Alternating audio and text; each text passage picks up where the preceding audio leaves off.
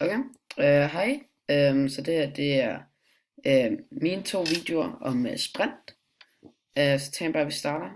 Min første video her, er jeg i gang med at sætte min startblok op, så jeg er klar til at løbe. Den første tager jeg 2 skridt hen.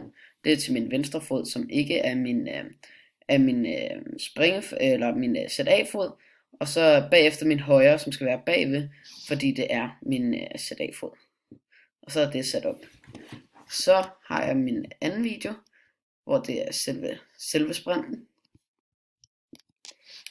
Som man kan se, så starter vi her. Der siger han parat. Der sætter jeg mig klar med hænderne nede. Klar. Der går jeg op med numsen. Den skal være over skuldrene.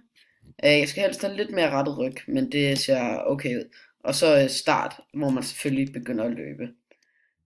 Og så har jeg et billede her.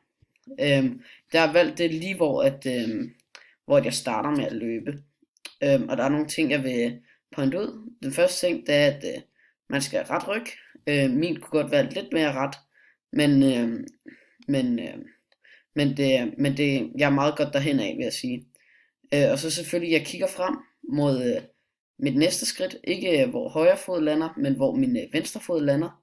Den skal helst lande her, og så selvfølgelig efter 3 skridt retter jeg min ryg op, og så er jeg sådan færdig med start af spurten og i gang med selve spurten. Og så er selvfølgelig også min arme, jeg bruger til at komme hurtigere fremad, som også er meget klassisk løb. Nå, så det var mine videoer, eller min video. Tusind tak.